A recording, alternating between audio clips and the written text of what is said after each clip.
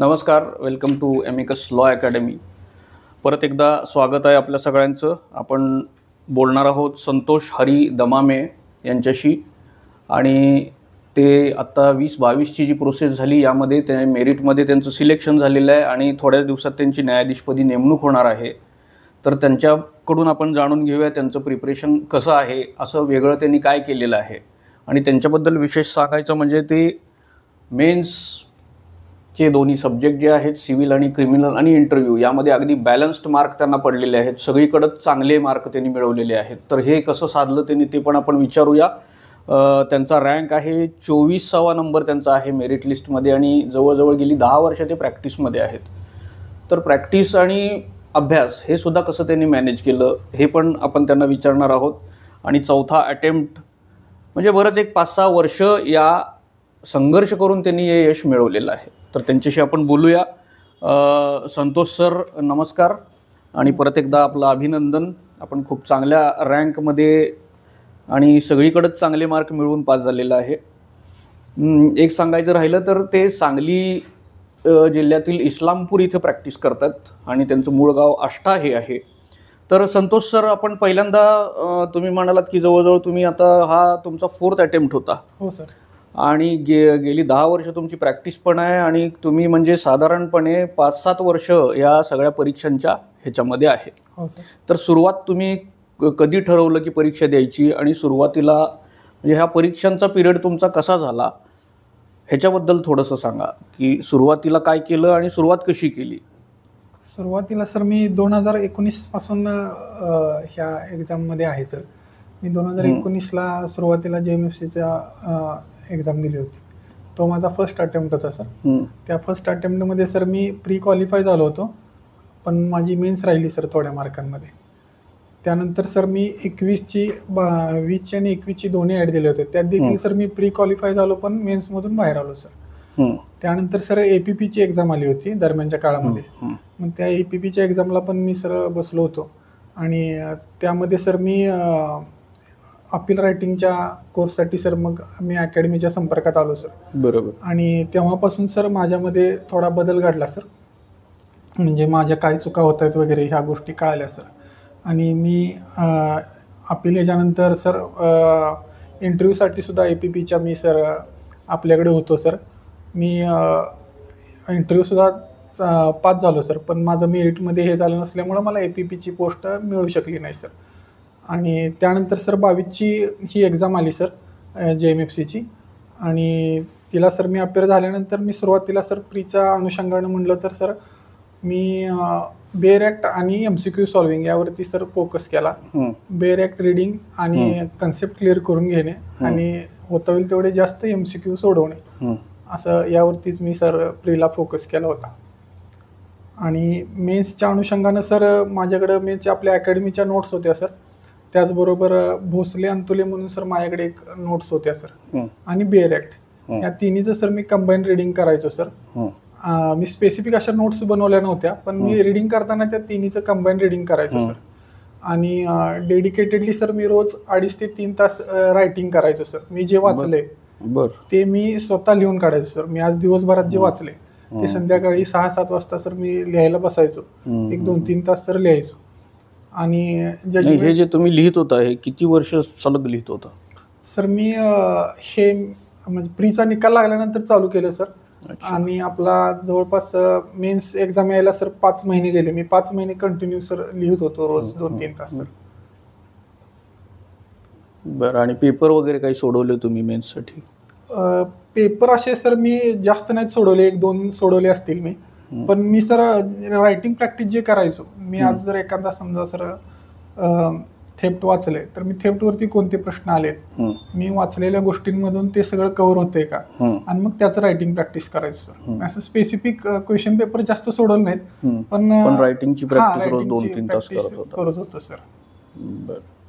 आता तुम्ही प्रीला म्हणालात की बेअर ॲक्ट आणि MCQचं हे केलं. हो. आणि मेन्ससाठी तुम्ही नोट्स स्वतःचे बनवले नाहीत, पण रायटिंग प्रॅक्टिस तुम्ही स्वतःची केली. मग मेन्ससाठी काही बुक्स कुठले वापरले का? मेन्सला सर मी बेअर ॲक्ट रेफर करायचो. त्याचबरोबर आपल्या अकॅडमीचे नोट्स आहेत सर, त्या रेफर करायचो. आणि भोसले अंतुले म्हणून सर मार्केटमध्ये एवढंच केले, म्हणजे बुक्स काही फारसे तुम्ही हे नाही केले, नाही रेफर केले. एवढं सफिशियंट आहे असं तुमचं म्हणणं? रेफरन्स बुक सर मी 2 गोष्टींसाठी रेफर केलं होतं, म्हणजे 2 सब्जेक्टसाठी. एक टीपीला सिन्हा साहेबांचं आणि बटुकलाल साहेबांचं एव्हिडन्ससाठी असं. पण मी सर ते नोट्ससाठी नाही, फक्त एखादी कन्सेप्ट समजून घेण्यासाठी वापरले होते सर. ठीक आहे. परत सुरुवातीचा एक प्रश्न विचारतो की नेमका अभ्यास जो करायचा आहे आता या सगळ्या प्रोसेससाठी, सुरुवात जे करणार आहेत नवीन, त्यांच्यासाठी काय सजेशन आहे तुमचं? बेरॅक परत वाचावे त्यांनी, पहिलं कन्सेप्ट समजून घ्यावं का आधी फक्त प्रीचेप्टच्या दृष्टीनं अभ्यास करावा, कसं काय करावं जे सुरुवात करणार आहेत नवीन? माझी स्ट्रॅटेजी अशी होती सर, मी सुरुवातीला सगळे बेरॅक वाचले होते. बेरॅक सुरुवातीला सगळे वाचून घेऊन त्यातल्या कन्सेप्ट सगळ्या आपल्याला माहिती असायला पाहिजे सर. म्हणजे पहिला स्टेप आहे बेरॅक वाचून कन्सेप्ट क्लिअरन्स करणं. हो सर. आणि त्यानंतर मग MCQ प्रीच्या अनुषंगानं. आणि फक्त जरा थोडंसं सर मेन्ससाठी थोडी स्ट्रॅटेजी बदलावी लागते, कारण मेन्सला आता प्रीला आपल्यासमोर डोळ्यासमोर प्रश्न आणि ऑप्शनमध्ये उत्तरं देखील असतात. बरोबर. त्यामुळे ते एखादं आपल्याला मेमराईज होत नसेल तरी ते ऑप्शन बघून आपल्याला मेमराईज होतं ते. परंतु मेन्सला तुम्हाला ते डोक्यात असावंच लागतं ॲन्सर, यात मला काय लिहायचं आहे काय. त्यासाठी सर रिव्हिजन खूप महत्त्वाचं आहे मेन्ससाठी. रिव्हिजन आणि रायटिंग प्रॅक्टिस या 2 मुख्य गोष्टी आहेत असं मला वाटतं सर मेन्सच्या अनुषंगानं. बरं.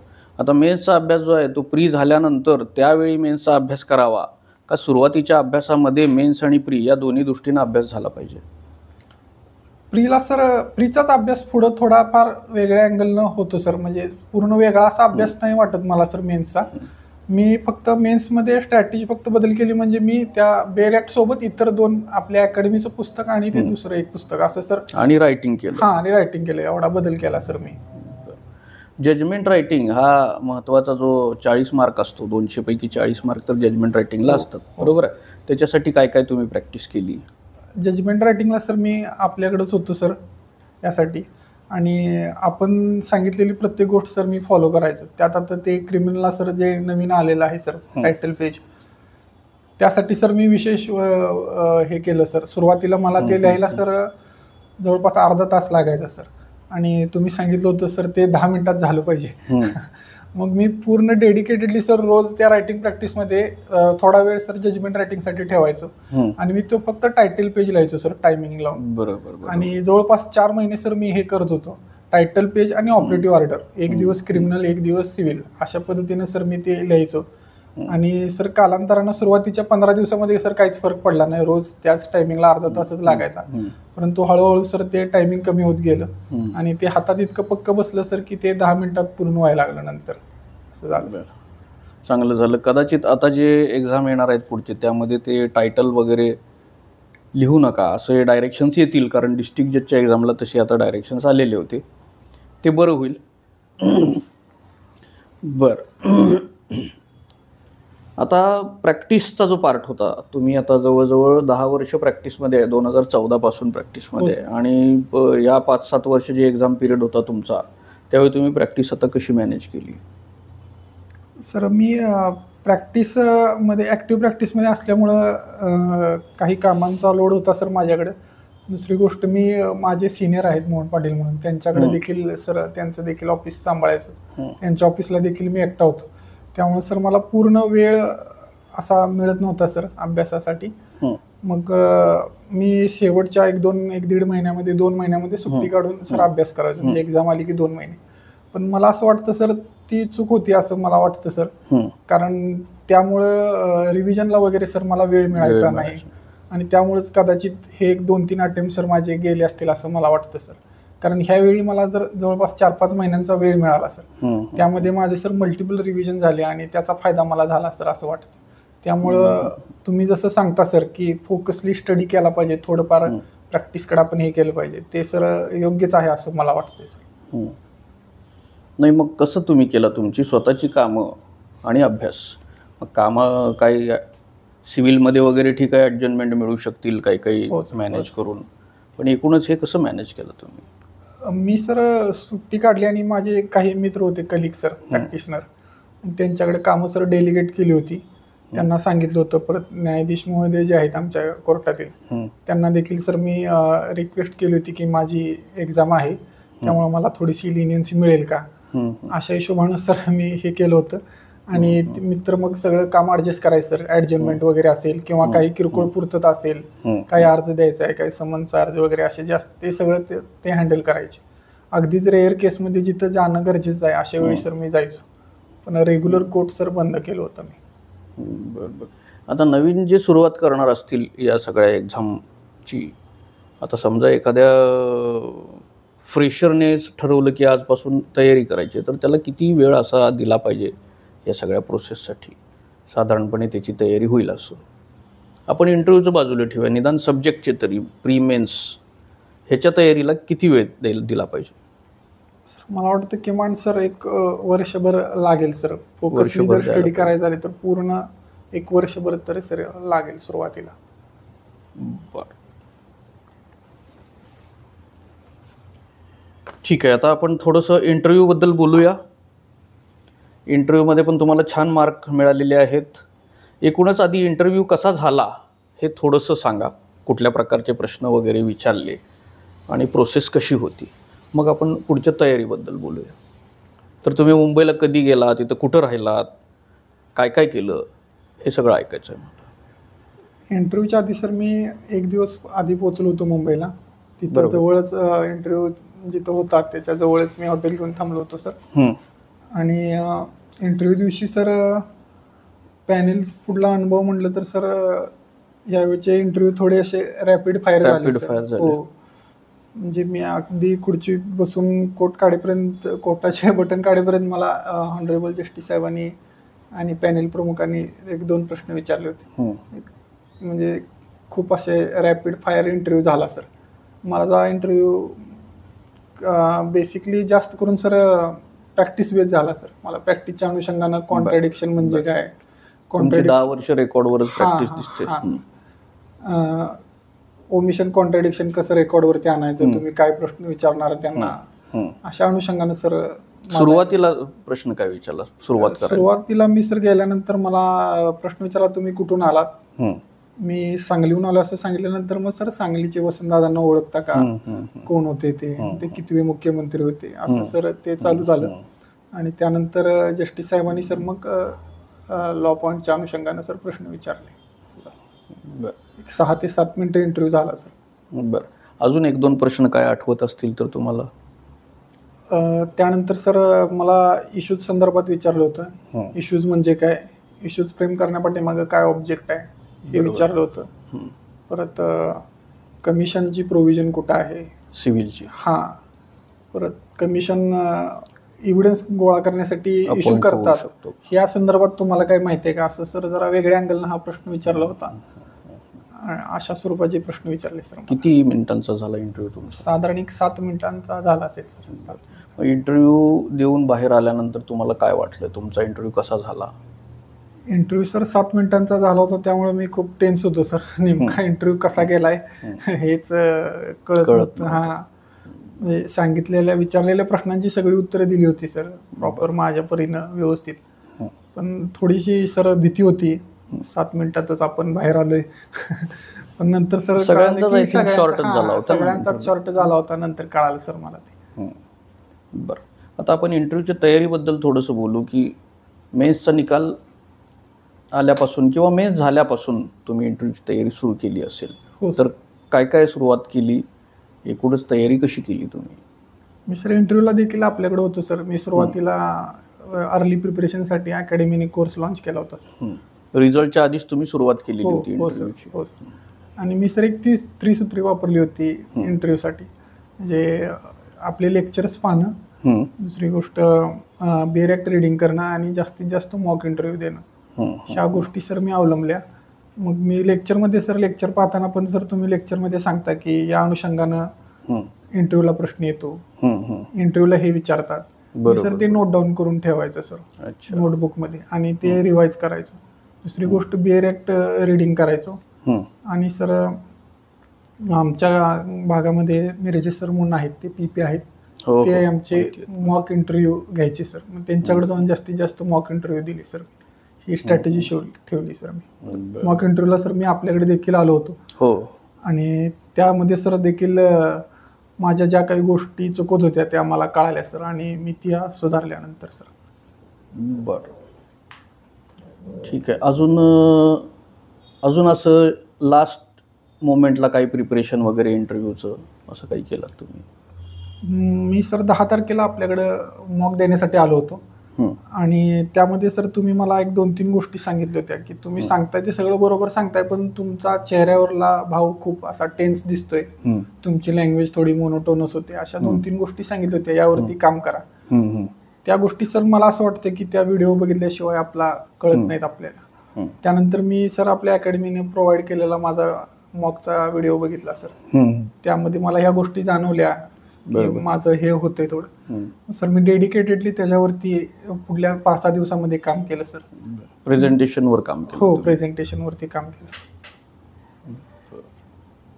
आता तुमची प्रॅक्टिस ही सिव्हिल आहे का क्रिमिनल आहे? मेजरली क्रिमिनलमध्ये आहे सर. बरं, मग तुम्ही केस स्टडी वगैरे हे काही करून ठेवलेला होता का मग?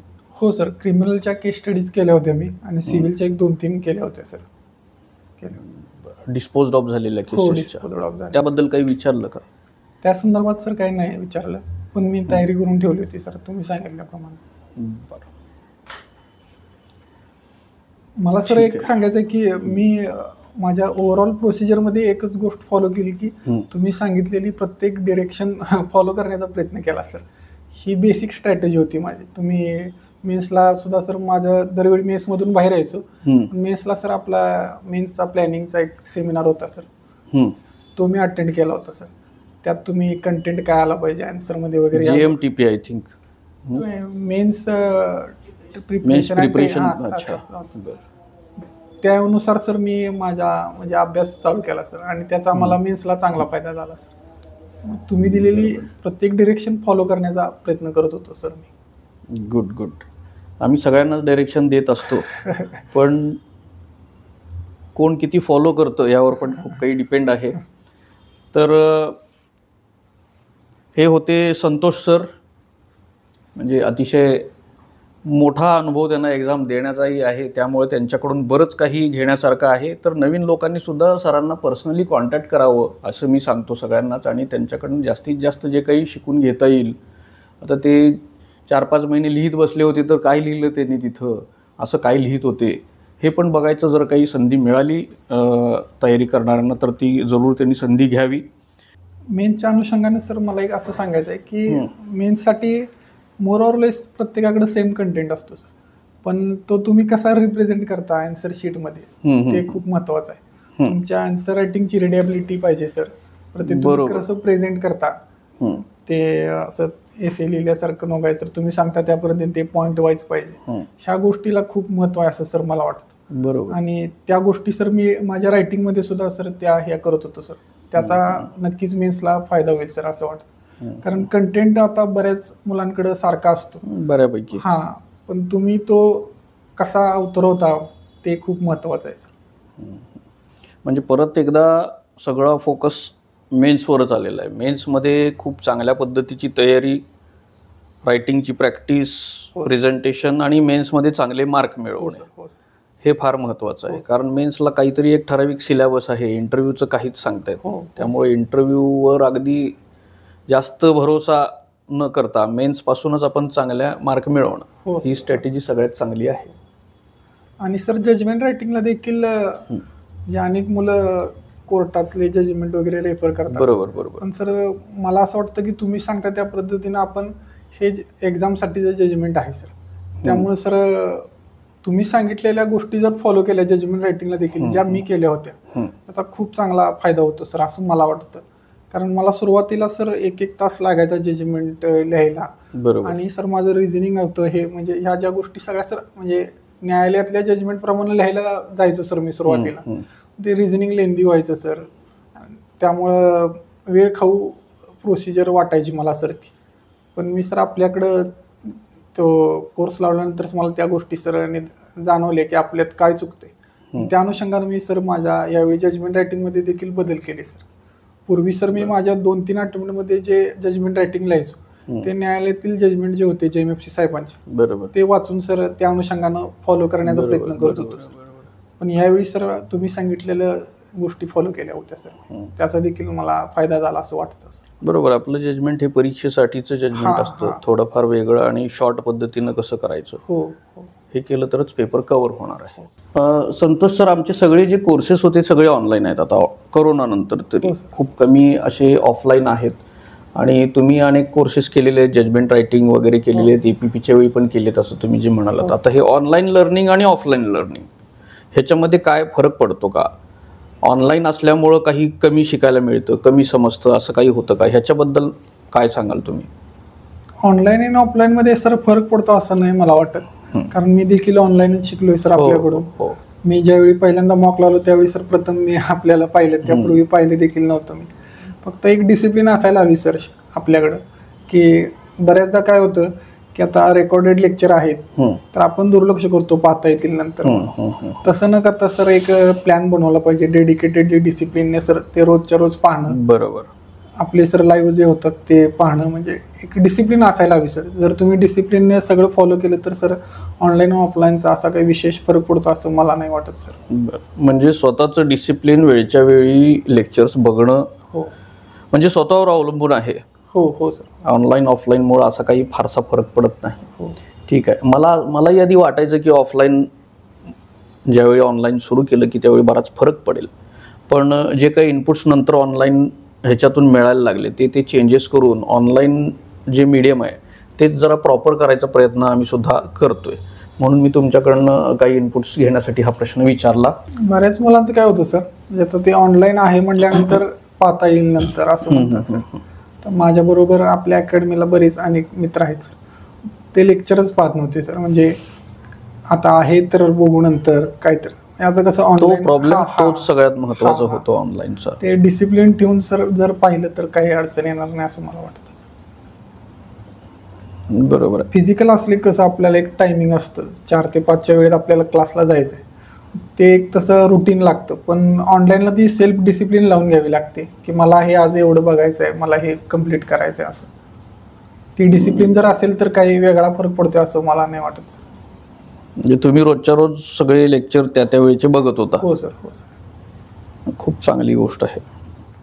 तर परत एकदा अभिनंदन संतोष सरांचं. आणि त्यांनी खूप छान गोष्टी सांगितलेल्या आहेत की जास्त काही रेफरन्स बुक त्यांनी रेफर केलेले नाहीत, आणि जे काही अकॅडमीकडून वेळोवेळी डायरेक्शन्स दिले गेले ते त्यांनी अगदी थोरोली फॉलो केलेले आहेत. प्रॅक्टिस प्रॉपर मॅनेज केलेली आहे, आणि ह्या सगळ्या गोष्टी झाल्यामुळे त्यांना चांगल्या प्रकारे यश मिळालेलं आहे. तर आपण थांबूया आणि असंच आपण बोलत राहू. अनेक वेगवेगळ्या कॅन्डिडेट्सची जे मेरिटमध्ये चांगल्या मार्कांनी पास झालेले आहेत आणि जे लवकरच न्यायाधीशपदी विराजमान होणार आहेत. तर धन्यवाद.